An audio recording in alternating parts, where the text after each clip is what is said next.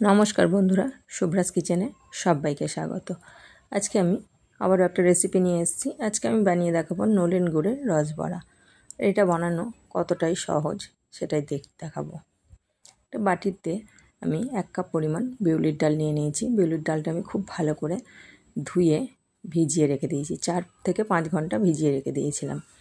আর ভেজানোর পরে এটা কিন্তু ফুলে পুরো ডাবল হয়ে গেছে। এখন আমি ওই ডালটা খুব ভালো করে পেস্ট করে নেব মিক্সিতে।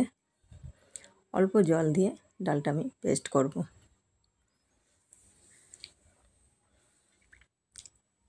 ডালটা আমার পেস্ট করা হয়ে গেছে। একটা বাটিতে আমি এখন ঢেলে নিচ্ছি পুরো।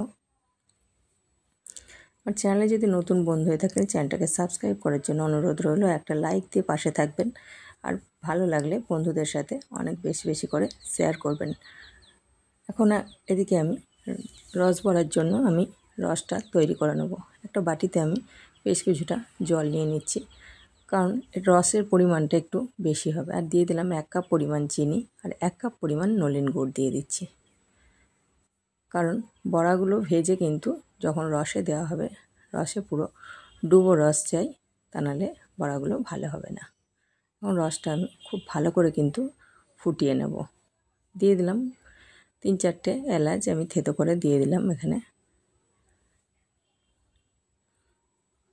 খুব ভালো করে রসটা আমি ফুটিয়ে নেব এখন। আর এদিকে আমি ডালটা বাটা হয়ে গেছে। এখন ডালটাই আমি পরিমাণ মতো স্বাদ মতো লবণ দিয়ে দিলাম। খুব ভালো করে লবণ দিয়ে ডালটা আমি এখন ডাল বাটাটা ফেটিয়ে নেব। যতটাই ভালো ফেটানো হবে তত বেশি বড়াগুলো স্পঞ্জি হবে আর তুলতুলে নরম হবে, রসটাও ততটাই ভালো ঢুকবে। খুব ভালো করে ফেটিয়ে নেব একটু।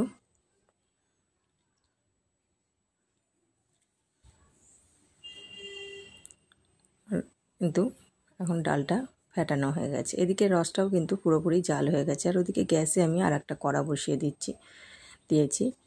এখন বেশ কিছুটা তেল গরম করতে দিয়েছিলাম, তেলটা গরম হয়ে গেছে। এখন আমি ডাল বাটাটা ছোট ছোট করে বড়া ভেজে নেব। ভেজে নিয়ে কিন্তু আমি এপিট ওপিট খুব ভালো করে ভেজে নিয়ে, বেশ একটু লাল লাল করে ভেজে নিয়ে বড়াগুলো তুলে আমি রসের মধ্যে দিয়ে দেবো। কিন্তু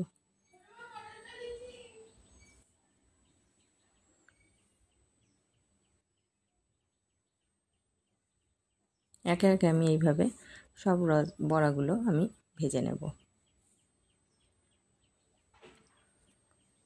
এক পিঠ ভাজা আমার বেশ হয়ে গেছে, আমি উল্টে দিচ্ছি।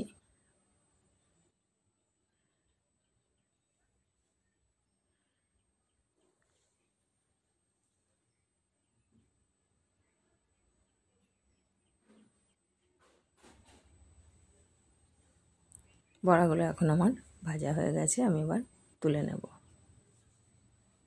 তুলে কিন্তু একেবারে পুরো রসে দিয়ে দিচ্ছি। আর আমি একটু ঢাকা দিয়ে রাখার পর যে কতটা রস ঢুকেছে বড়াগুলো দেখে নিশ্চয়ই বুঝতে পারছেন। এখন আমি সার্ভ করে দিচ্ছি। তুলতুলে নরম রস বড়া বানানোর জন্য এইভাবে অবশ্যই বানিয়ে দেখুন, ভীষণই ভালো হবে।